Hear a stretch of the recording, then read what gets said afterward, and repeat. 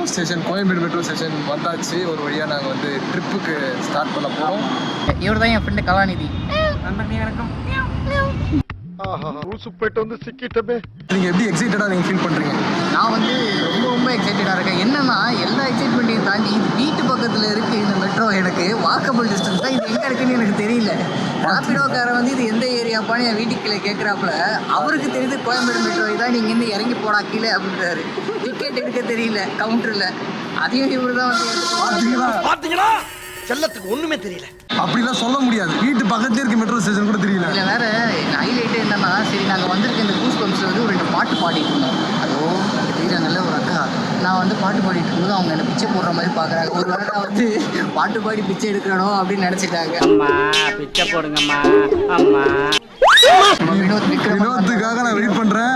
ஓவராக பேசி பர்மிஷன்லாம் போட்டு ஆஃபீஸில் வரேன்னு சொல்லி உட்காந்துட்டு கிறுக்கு போய் இன்னும் வரல. மணியை பார்த்தீங்கன்னா சரியா வாட்ச் போடல. மணினாங்க வாட்சே கட்டல. தோத்துக்கிட்டே இருக்கீடா. லேட்டாக ஒரு வாரம் தெரிஞ்சா நான் 2 இட்லியாவது சாப்பிட்டு வந்துருக்கேன். சாப்பிடாம கொள்ளாமலாம் வந்திருக்காரு. மணியை பார்த்தீங்கன்னா 8:38. 9:20க்கு ட்ரெயின். அதில் கடைசி நேரத்தில் தப்பிச்சு போகிற மாதிரி தான் நாங்கள் அந்த ட்ரெயினில் போய் ஏறுவோம்னு நினைக்கிறேன். கம்பார்ட்மெண்ட் எதுன்னு தெரியாமல் இல்லை, எல்லாரையும் இடிச்சு தள்ளிக்கிட்டு கம்பார்ட்மெண்ட்டாக ஓட வேண்டியதாக இருக்கும்னு நினைக்கிறேன். 5 கிலோமீட்டர் ஓட வேண்டியிருக்கு. ட்ரெயினில் சந்திப்போம். ட்ரெயினில் A few moments later. எங்கே இருந்து பேச்சு வேற இதில் 8:20 டான் வந்துடுவான்ட்டு 2 மணி நேரம் பர்மிஷன் நோட்ட வேற. இதில் வேற நான் சொன்னேன் நான் 8 மணிக்கெலாம் வந்துடுவேன். ஆடா நான் 8:15 வந்துடுவேன். வந்துருங்க மீட் பண்ணிடலாம்.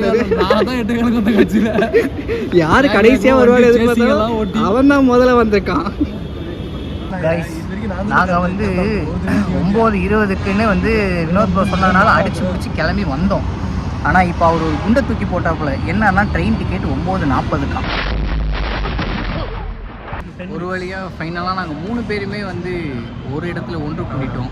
நம்ம தளபதி வந்துட்டார். இதில் மெயினாக ஒரு விஷயம் என்னன்னா, என் நல்லா நம்ப வச்சு இவர் 6 முறை பொறுமையாக ஆட்டிங்க வீட்டிலேருந்து வருவாராம். நாங்கள் பார்த்துட்டோமா வண்டி ஓட்டி கஷ்டப்பட்டு வீட்டுக்கு வந்து அரைக்குறையாக துண்டு வரணுமா.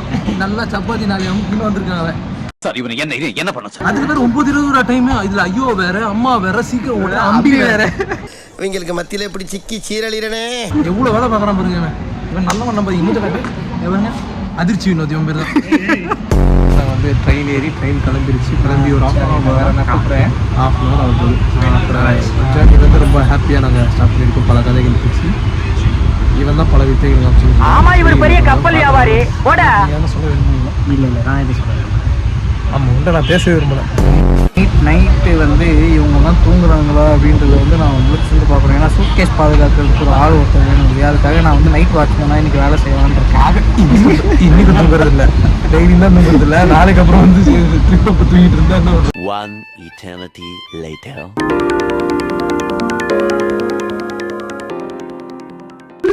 என்ன கண்ணு கூசுது? நண்பர்களே விடிஞ்சிருச்சு. என்னுடைய கண்ணை விடிஞ்சிச்சு. பார்த்தீங்கன்னா நாங்கள் வந்து எழுந்துட்டோம். மணி வந்து 6:30 மணி 6:45 எனக்கு ஆயிடுச்சு. தூக்கம் ஓரளவுக்கு நல்ல தூக்கம் தான். ஆனால் எங்கள் எல்லாருக்கும் முன்னாடியே வினோத் ப்ரோ எழுந்திரிச்சு எல்லா சமையல் இன்ஜினில் வேலை செய்ய ஆரம்பிச்சிச்சு. நான் வந்து இன்ஜினை ஃபுல்லாக கிளியர் பண்ணேன். எங்களுக்கு தான் நான் ஆயில் பண்ணணும். காஃபி போட்டோம். தம்பி காமெடி வேண்டாம், நான் சொல்லிட்டேன். நான் காமெடி பண்ணாத. நாங்கள் வந்து பழனி முருகனை பார்க்குறது.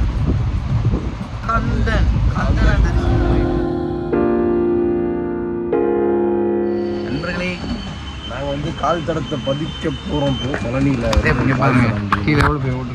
ஃபஸ்ட்டு நான் அண்ணன் குதிச்சிடுறேன். அப்புறம் தம்பி இறங்குறாரு. அப்புறம் வினோத் ப்ரோ குதிக்கிறாரு. பைத்தியமாயவே ரொம்ப நேரம் நல்லா பேசிக்கிட்டான் ஐயா.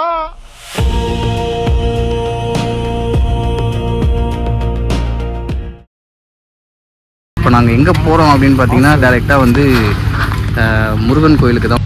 கைஸ் நாங்கள் இப்போ குதிரை வண்டியில் போகிறோம். வித்தியாசமான அந்த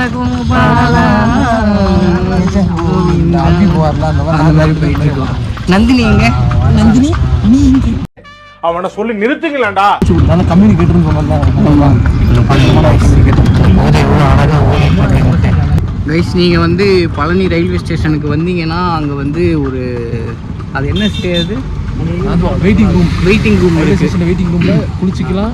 அங்கேயே ட்ரெஸ் மாற்றிக்கலாம் மாற்றிக்கலாம். நம்ம அதுக்கோசரம் ஒரு மணி நேரத்துக்கோசரம் ரூம் எடுத்து போயிட்டு வந்துட்டோம்னா நம்ம கொஞ்சம் ஃப்ரீ ஆகிடும். அது ரொம்ப மோசமாக நீட்டாக இருக்குது. ஆமாம், ஓகே போகலாம். நம்ம வந்து ஒரு பேச்சுலர்ஸாக போனால் ஒரு 3-4 பேர் தான் ஓகே.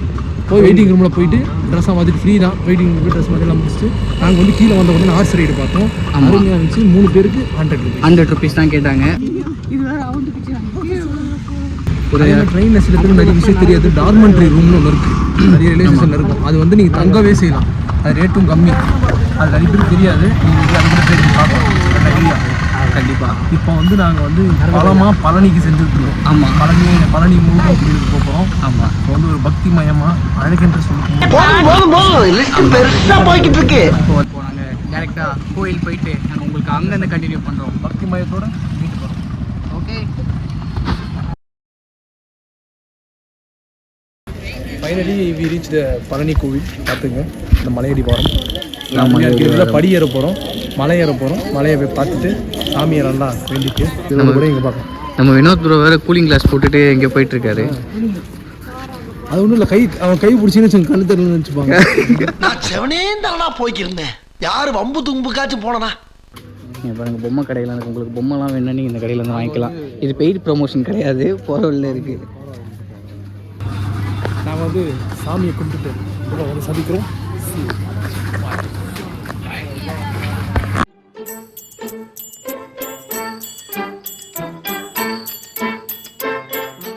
நண்பர்களே, அதாவது பார்த்தீங்கன்னா நாங்கள் வந்து பழனி கோவிலில் அருமையான தரிசனத்தை பார்த்துட்டு வந்தோம். 2 வாட்டி சாமி பார்த்தோம். 2 வாட்டி ராஜ அலங்காரத்தோட பார்த்தோம். ரொம்ப வந்து ஹாப்பியாக இருந்துச்சு. நாங்கள் சாமி பார்த்துட்டு போனதுக்கப்புறம் திருப்பி முருகரே இன்னொரு வாட்டி வாங்க அப்படின்னு சொல்லி என்ற கூட்ட மாதிரி ஒரு நல்ல ஒரு வைபாக இருந்துச்சு. கொஞ்சம் ஓவரா தான் போய்கிட்டு இருக்கோமோ. போவோம். மறுபடியும் நாங்கள் வந்து குதிரை பயணம் போயிட்டு இருக்கோம். ஸோ நாங்கள் பிறகு சந்திப்போம். அவ்வளோ வெயில் அடி பொழைக்கிறோம்.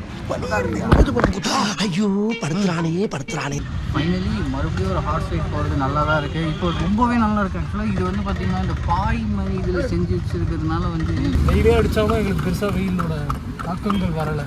நல்லா இருக்குதுங்க. ஆமாம், சில நாட்கள் வந்து ரொம்ப யதார்த்தமான நாட்களாக இருந்தாலுமே அது வந்து நமக்கு ஒரு திருப்தியான நாளாக இருக்கும். அப்படி ஒரு நாளாக தான் இன்றைக்கி எங்களுக்கு.